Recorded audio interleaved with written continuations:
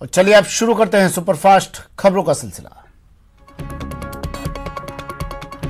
Drugs case की जांच की आंच बड़े अभिनेताओं तक पहुंच गई है। एनसीबी की जांच में शाहरुख खान, रणबीर कपूर, डीनो मौर्य और अर्जुन रामपाल का नाम आया है। एनसीबी अगला कदम उठाने से पहले होमवर्क कर लेना चाहती है, उसके बाद एजेंसी इन अभिनेताओं को समन भेज सकती है। शाहरुख खान आईपीएल मैच की वजह से इस समय दुबई में है। आज से शुरू होने वाले अनलॉक 5 के लिए गाइडलाइंस जारी कर दी गई है। गृह मंत्रालय के गाइडलाइंस के मुताबिक अब पूरे देश में 15 अक्टूबर से सिनेमा हॉल और थिएटर खोले जा सकते हैं। हॉल में 50% सीट पर ही दर्शक होंगे। अनलॉक 5 के तहत स्कूल कॉलेज खोलने की जिम्मेदारी राज्य सरकारों पर छोड़ी गई है। अनलॉक 4 में कुछ शर्तों के साथ स्कूल में कामकाज शुरू किया गया था। सिनेमा हॉल को खोलने की इजाजत मिलने पर फिल्म जगत ने खुशी जताई है। फिल्म अभिनेता अभिषेक बच्चन ने ट्वीट कर कहा है कि यह सप्ताह की सबसे अच्छी खबर है। अंतर्राष्ट्रीय विमान सेवाएं अगले आदेश तक बंदी रहेंगी। सिर्फ उन्हीं अंतर्राष्ट्रीय विमान सेवाओं को इजाजत होगी जिन्हें गृह मंत्रालय की इजाजत होगी। आज से ट्रैफिक नियमों में बदलाव होने जा रहा है। पुलिस के रोकने पर डिजिटल डॉक्यूमेंट्स दिखाकर आगे बढ़ सकते हैं। वाहन के साथ में ड्राइविंग लाइसेंस समेत सभी तरह के डॉक्यूमेंट्स साथ रखने की अनिवार्यता नहीं होगी। यूपी के बलरामपुर में एक दलित लड़की के साथ गैंगरेप और हत्या की सनसनीखेज खबर सामने आई है। यहां पर 2 लड़कों ने दोस्ती के बहाने एक दलित युवती को बुलाया और इसके साथ गैंगरेप की घटना को अंजाम दिया। हाथरस कांड में सीएम योगी ने मुआवजे का ऐलान किया है। पीड़ित परिवार को 25 लाख का मुआवजा, एक सदस्य को सरकारी नौकरी और एक शहर में एक घर देने की घोषणा की गई है। हाथरस गैंगरेप पीड़िता के परिजनों से यूपी सीएम योगी आदित्यनाथ ने वीडियो कॉन्फ्रेंसिंग के जरिए बात की। मंगलवार को दिल्ली के सफदरजंग अस्पताल में पीड़िता की मौत के बाद बगैर परिवार की इजाजत के अंतिम संस्कार के आरोप लग रहे हैं। हाथरस गैंगरेप मामले की जांच सीबीआई या एसआईटी से कराने के लिए सुप्रीम कोर्ट में जनहित याचिका दाखिल की गई है, जिसमें केस दिल्ली ट्रांसफर करने की मांग भी है। हाथरस में गैंगरेप पीड़िता की मौत के बाद कांग्रेस अध्यक्ष सोनिया गांधी ने भी वीडियो जारी कर यूपी सरकार को आड़े हाथों लिया है। उन्होंने कहा कि बच्ची की लाश को परिवार को नहीं सौंपना पाप है। हाथरस केस में पुलिस प्रशासन की भूमिका को लेकर कांग्रेस नेता प्रियंका गांधी ने योगी सरकार पर हमला बोला। प्रियंका ने कहा कि परिजनों से जबरदस्ती छीनकर पीड़िता के शव को जलवा देने का आदेश किसने दिया? यूपी में ऐसा कब तक चलेगा? बाबरी मस्जिद केस में लखनऊ की विशेष अदालत ने सभी 32 आरोपियों को बरी कर दिया है। कोर्ट ने माना कि बाबरी मस्जिद गिराने में इन लोगों की कोई भूमिका होने का कोई सबूत नहीं मिला। कोर्ट ने यह भी माना कि इन लोगों ने भीड़ को रोकने की भरपूर कोशिश की। कोर्ट के फैसले पर बीजेपी नेता लालकृष्ण आडवाणी ने खुशी जताई। उन्होंने कहा कि कोर्ट के निर्णय ने मेरी और पार्टी की राम जन्मभूमि आंदोलन को लेकर प्रतिबद्धता को सही साबित किया है। वहीं मुरली मनोहर जोशी ने कहा कि कोर्ट ने ऐतिहासिक फैसला सुनाया है। इससे साबित हो गया कि 6 दिसंबर 1992 को अयोध्या में कोई साजिश नहीं हुई। रक्षा मंत्री राजनाथ सिंह ने बाबरी केस पर कोर्ट के फैसले का स्वागत किया। राजनाथ सिंह ने ट्वीट कर कहा कि इस फैसले से साबित हुआ कि देर से ही सही लेकिन न्याय की जीत हुई। केंद्रीय मंत्री गजेंद्र सिंह शेखावत ने अदालत के फैसले का स्वागत किया। वहीं विपक्षियों के आरोपों का जवाब देते हुए उन्होंने कहा कि कुछ लोग सिर्फ सभी फैसलों पर सवाल खड़े करते हैं। बाबरी विध्वंस मामले में विशेष सीबीआई कोर्ट का फैसला आने के बाद एआईएमआईएम के मुखिया और हैदराबाद से सांसद असदुद्दीन ओवैसी ने कड़ी नाराजगी व्यक्त की है। उन्होंने ट्विटर पर एक शायरी लिखकर फैसले पर नाखुशी जताई है। बाबरी केस में कोर्ट के फैसले पर सीएम गहलोत ने हैरानी जताई है। फैसले पर सीएम ने ट्वीट किया कि सुप्रीम कोर्ट बाबरी मस्जिद गिराने को पहले ही कानून का उल्लंघन मान चुका था। ऐसे में विशेष अदालत का यह फैसला हैरान करने वाला है। प्रधानमंत्री नरेंद्र मोदी ने वीडियो कॉन्फ्रेंसिंग के जरिए सोमनाथ मंदिर ट्रस्ट की बैठक में भाग लिया। पीएम मोदी ने ट्वीट करके बताया कि हमने मंदिर से संबंधित मुद्दों की एक विस्तृत श्रृंखला पर चर्चा की। रक्षा अनुसंधान एवं विकास संगठन ने ब्रह्मोस सुपरसोनिक क्रूज मिसाइल का सफल परीक्षण किया और ओडिशा के चांदीपुर में ये ब्रह्मोस मिसाइल के अपग्रेडेड वर्जन का परीक्षण था। अब इस मिसाइल की मारक क्षमता 400 किलोमीटर हो गई है। अमिताभ बच्चन ने 77 साल की उम्र में एक नेक पहल करते हुए अंगदान करने का संकल्प लिया है। इस बात की जानकारी उन्होंने मंगलवार देर रात ट्वीट कर दी। गहलोत सरकार ने केंद्रीय कृषि कानूनों को बाईपास करने की तैयारी कर ली है। सरकार बिल लाने पर गंभीरता से विचार कर रही है। इस मुद्दे पर मंत्रिपरिषद की बैठक में व्यापक विचार विमर्श किया गया। सीएम गहलोत ने बुधवार को वीडियो कॉन्फ्रेंसिंग के जरिए सभी जनप्रतिनिधियों से संवाद किया। इस दौरान सभी विधायक, सांसद और निकायों के जनप्रतिनिधि अपने अपने इलाकों से सीएम के साथ जुड़े और अपने विचार रखे। सीएम गहलोत 2 अक्टूबर को शाम 4:30 बजे अल्बर्ट हॉल पर आयोजित राज्य स्तरीय कार्यक्रम की शुरुआत करेंगे। पहले फेज में कोरोना के ज्यादा मामलों वाले 11 जिलों में जन आंदोलन शुरू होगा।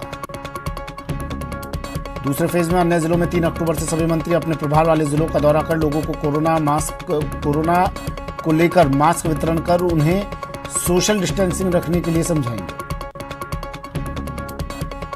सीएम गहलोत ने वीडियो कॉन्फ्रेंसिंग के जरिए श्रीगंगानगर विधायक राजकुमार गौड़ सहित जिले के अन्य जनप्रतिनिधियों से संवाद किया और जिले में वैश्विक महामारी कोरोना पर काबू पाने और जिले के वर्तमान हालातों पर चर्चा की। कोरोना की रोकथाम और जागरूकता को लेकर 2 अक्टूबर से सरकार का जन आंदोलन अभियान शुरू होगा। अभियान की तैयारियों को लेकर सीएम की अध्यक्षता में मंत्रिपरिषद की बैठक हुई। राज्यपाल कलराज मिश्र ने कोरोना के खिलाफ 2 अक्टूबर से शुरू हो रहे जन आंदोलन को सफल बनाने की अपील की। उन्होंने प्रदेश में कोरोना के बढ़ते केस पर चिंता जाहिर की और लोगों से मास्क लगाने के साथ साथ सोशल डिस्टेंसिंग बनाए रखने की अपील की। अभियान के दौरान प्रदेश में 1 करोड़ मास्क का वितरण किया जाएगा। इसके लिए 3 और 4 अक्टूबर को सभी मंत्री और विधायक अपने जिलों और विधानसभा के दौरे पर रहेंगे। साथ ही घर घर जाकर लोगों को कोरोना संक्रमण से बचाव के लिए जागरूक किया जाएगा। केंद्रीय मंत्री पीयूष गोयल आज जयपुर दौरे पर रहेंगे, जहां वो होटल मैरियट में दोपहर 3 बजे पीसी करेंगे। निगम चुनाव पर हाईकोर्ट के फैसले को गहलोत सरकार सुप्रीम कोर्ट में चुनौती देगी। पीसीसी चीफ गोविंद सिंह डोटासरा ने कहा कि विपक्ष का भी मानना है कि कोरोना के चलते निगम के चुनाव नहीं होने चाहिए। बता दें कि हाईकोर्ट ने 31 अक्टूबर तक निगम चुनाव कराने के निर्देश दिए हैं। भाजपा प्रदेशाध्यक्ष सतीश पूनिया ने बुधवार को कृषि बिल को लेकर सोशल मीडिया के जरिए लोगों को संबोधित किया। इस दौरान पूनिया ने कहा, मुझे लगता है कि कांग्रेस सत्ता से बाहर रहने की आदी है। पूनिया ने कहा कि कोरोना के कहर के बीच हम सभी नियमों का पालन करते हुए प्रदर्शन करेंगे, जिसमें हम कांग्रेस पार्टी की पोल भी खोलेंगे। यूपी के हाथरस में हुई हैवानियत पर सचिन पायलट ने ट्वीट कर यूपी सरकार पर निशाना साधा। पायलट ने कहा कि परिजनों को कैद करके इस तरह अंतिम संस्कार करना सही नहीं है। राज्यसभा सांसद हर्षवर्धन सिंह ने डूंगरपुर में हुई हिंसा प्रभावित क्षेत्रों का दौरा किया और उपद्रव के कारण हुए भारी नुकसान की निंदा की। प्रदेश के निजी स्कूलों में फीस के मामले में आज हाईकोर्ट में सुनवाई होगी। एकल पीठ ने अभिभावकों को ट्यूशन फीस का 70% भुगतान करने का आदेश दिया था, जिसकी पहली किस्त का भुगतान 30 सितंबर तक जमा करना था। इस केस में अब राज्य सरकार आज होने वाली सुनवाई में अपना पक्ष रखेगी। अपीलकर्ता के मुताबिक फीस के मसले पर स्कूल संचालकों ने राजस्थान स्कूल एक्ट 2016 का भी उल्लंघन किया है। प्रदेश में आज से जिला अस्पतालों के ओपीडी का समय बदल गया है। अब अस्पतालों में 2 पारी में ओपीडी का समय होगा। पहली पारी 9 से दोपहर 1 बजे और दूसरी पारी शाम 4 बजे से 6 बजे तक की होगी। कोटा के जिला अस्पताल में ओपीडी का समय आज से बदल जाएगा। अब ओपीडी का समय सुबह 9 बजे से दोपहर 3 बजे तक रहेगा। छुट्टी के दिन ओपीडी का समय सुबह 9 से 11 बजे तक रहेगा। उदयपुर के पन्नाधाय हॉस्पिटल के ओपीडी का समय बदला जा रहा है। आज से 30 अप्रैल 2021 तक अब चिकित्सालय के ओपीडी का समय सुबह 9 बजे से 3 बजे तक का रहेगा। कोटा में 400 मरीजों को मोबाइल ओपीडी से परामर्श दिया गया। जिले में 8 जगहों पर शिविर लगाकर 400 मरीजों को निःशुल्क परामर्श दिया गया। कोरोना महामारी के कारण बीकानेर में इस बार स्कूलों के समय में कोई परिवर्तन नहीं होगा। इसे लेकर माध्यमिक शिक्षा निदेशक सौरभ स्वामी ने आदेश जारी कर दिए हैं। राजस्थान कर्मचारी चयन बोर्ड ने करीब 1 दर्जन भर्तियों की संभावित परीक्षा तिथि जारी कर दी है। सबसे बड़ी भर्ती पटवारी भर्ती परीक्षा के लिए बोर्ड की ओर से 10 जनवरी 2021 से 24 जनवरी 2021 तक का समय निर्धारित किया गया है। एनडब्ल्यूआर रेलवे जोन आज अपना 19वां स्थापना दिवस मना रहा है। 1 अक्टूबर 2002 से एनडब्ल्यूआर अस्तित्व में आया था। प्रदेश में 874 ग्राम पंचायत चुनाव के चौथे फेज के लिए बुधवार को नामांकन पत्र दाखिल किए गए। दाखिल नामांकन पत्रों की आज जांच होगी, जिसके बाद 10 अक्टूबर को मतदान करवाया जाएगा। श्रीगंगानगर की सूरतगढ़ सदर पुलिस ने 3 अक्टूबर को होने वाले पंचायत चुनाव को लेकर ग्रामीण क्षेत्रों में पैदल मार्च निकाला। दौसा में मतदान अधिकारियों की लापरवाही के कारण 6 बूथों पर पुनर्मतदान करवाया जाएगा। 4 अक्टूबर को इन बूथों पर फिर से वोट डाले जाएंगे। सीकर के पाटन पंचायत समिति में अजीतगढ़ में बनाई गई पंचायत समिति के विरोध में पूरे गांव में चुनाव का बहिष्कार किया गया और आज सरपंच चुनाव की नामांकन तारीख पर किसी भी उम्मीदवार ने अपना नामांकन दाखिल नहीं किया। देश में कोरोना की रफ्तार बेकाबू होती जा रही है। पिछले 24 घंटे में देश भर में 80,000 से ज्यादा नए केस सामने आए हैं, जिसके बाद मरीजों का कुल आंकड़ा 62,23,000 के पार जा पहुंचा है। कोरोना से पिछले 24 घंटे में 1,178 लोगों की मौत हो चुकी है। इस तरह इस बीमारी से अब तक 97,529 लोगों की जान जा चुकी है। पिछले 24 घंटों में 86,000 से ज्यादा मरीज ठीक भी हुए हैं, जिसके बाद ठीक हुए मरीजों का आंकड़ा 51,84,634 हो गया है। मरुधरा में कोरोना का आंकड़ा तेजी से बढ़ रहा है। मरुधरा में बीते 24 घंटों में 2173 नए केस आए हैं, जिसके बाद प्रदेश में संक्रमितों का आंकड़ा 1,35,000 के पार हो गया है। मरुधरा में 24 घंटे में कोरोना से 15 लोगों की मौत हो गई। इसके साथ ही प्रदेश में कोरोना से मरने वालों का आंकड़ा 1,486 तक जा पहुंचा है। प्रदेश में कोरोना लगातार पांव पसारता जा रहा है। इसी को ध्यान में रखते हुए नो मास्क नो एंट्री अभियान शुरू किया गया है। बुधवार दौसा में भी कलेक्टर पीयूष सामरिया ने नो मास्क नो एंट्री के पोस्टर का विमोचन किया। कोरोना जागरूकता को लेकर छात्र संगठन एनएसयूआई ने बुधवार को अजमेर में no mask no entry poster कार्यक्रम की शुरुआत की। एनएसयूआई ने सरकारी बिल्डिंग और दुकानों पर पोस्टर चिपकाकर लोगों से महामारी से बचने की अपील की। भीलवाड़ा में 2 अक्टूबर को होने वाले कोविड-19 जागरूक अभियान को लेकर जिला कलेक्टर ने कई संगठनों के साथ सभागार में बैठक की, जिसमें उन्होंने सभी को अभियान में सहयोग करने की अपील करते हुए लोगों को मास्क और सोशल डिस्टेंसिंग की पालना करवाने के निर्देश दिए।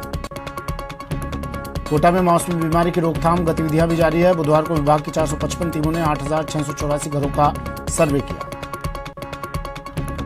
कोटा में बुधवार को 2 लोगों ने प्लाज्मा डोनेट कर मिसाल कायम की। जिले में अब 205 लोग प्लाज्मा का डोनेशन कर चुके हैं। श्रीगंगानगर में कोरोना के 58 नए केस सामने आए हैं। जिले में अब कोरोना केस 1,476 हो गए हैं। कोटा में बुजुर्ग डॉक्टर दंपति ने कोरोना को मात दे दी है। अस्पताल से डिस्चार्ज होने पर दोनों को फूलों से स्वागत किया गया। 12 में 2 नाबालिग लड़कियों के साथ गैंगरेप का मामला सामने आया है। हालांकि पुलिस हेडक्वार्टर ने बयान जारी कर दुष्कर्म के आरोपों का खंडन किया है। पुलिस का दावा है कि दोनों बालिकाओं ने अपने 164 के बयानों में स्पष्ट किया है कि उनके साथ रेप नहीं हुआ। दोनों बालिकाओं की मेडिकल जांच करवाई गई, जिसमें रेप की पुष्टि नहीं हुई है। 3 विदेशी युवतियों के साथ दुष्कर्म के आरोपी को मुंबई से गिरफ्तार कर पुलिस जयपुर लेकर आई। आरोपी के खिलाफ सदर थाना और विधायकपुरी थाने में दुष्कर्म का मामला दर्ज किया गया था। कोटा ग्रामीण पुलिस और डीएसटी की टीम ने 25 लाख रुपए के अवैध शराब के साथ एक तस्कर को गिरफ्तार किया है। बताया जा रहा है कि हरियाणा में बनी ये शराब मिनी ट्रक में भरकर लाई जा रही थी। जोधपुर पुलिस ने आईपीएल मैच पर चल रहे सट्टेबाजी का भंडाफोड़ किया और एक सटोरियों को गिरफ्तार किया। पुलिस ने 38 लाख का सट्टा पकड़ा और एलईडी टीवी 6 मोबाइल के साथ 21,000 रुपए जब्त किए। अलवर के भिवाड़ी में बदमाशों ने एक महिला के गले से चेन तोड़कर फरार हो गए। घटना सीसीटीवी में कैद हो गई। अलवर पुलिस ने अवैध शराब के खिलाफ कार्रवाई करते हुए एक टेम्पो को जब्त किया, जिसमें 40 कार्टून शराब के साथ 3 तस्करों को गिरफ्तार किया गया। कोटा में प्रॉपर्टी विवाद में गिरफ्तार मां बेटी को कोर्ट में पेश किया गया, जहां से कोर्ट ने सभी को जेल भेज दिया। टोंक में बजरी माफिया के खिलाफ कार्रवाई करते हुए पुलिस ने 3 आरोपियों को गिरफ्तार किया। आरोपियों ने दूसरे पक्ष पर हमला कर दिया। अजमेर के मसूदा में अतिक्रमण हटाने गई टीम के सामने ग्रामीण भिड़ गए, जिसमें दोनों पक्षों में जमकर पत्थरबाजी हुई, जिसमें 2 युवतियां घायल हो गई। भरतपुर में एक पुलिसकर्मी की अचानक तबीयत बिगड़ गई, जहां परिजनों ने तुरंत उसे भरतपुर के आरबीएम अस्पताल में भर्ती करवाया। हाथरस की घटना के विरोध में आज जयपुर नगर निगम के सफाई कर्मचारी हड़ताल पर रहेंगे। इस दौरान संयुक्त वाल्मीकि और सफाई श्रमिक संघ ने सीएम और राज्यपाल के नाम ज्ञापन भेजेंगे।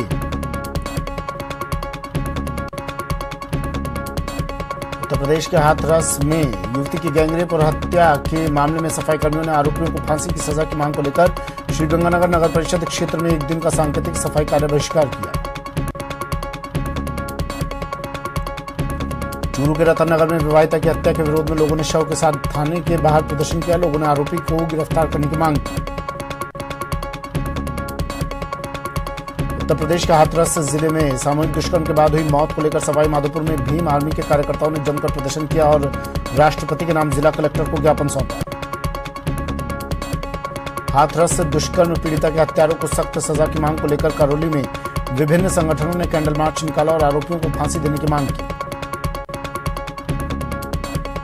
सीकर में भी हाथरस सामूहिक दुष्कर्म पीड़िता को न्याय दिलाने की मांग को लेकर सर्व समाज ने कैंडल मार्च निकाला। कोटा में हाथरस में दलित किशोरी के साथ हुई गैंगरेप के मामले को लेकर अखिल भारतीय कांग्रेस कमेटी अनुसूचित जाति की ओर से नारेबाजी की और रैली निकालकर प्रदर्शन किया। यूपी के हाथरस में गैंगरेप और हत्या के विरोध में झालावाड़ में भी लोगों ने प्रदर्शन किया। लोगों ने गुनहगारों को फांसी देने की मांग की।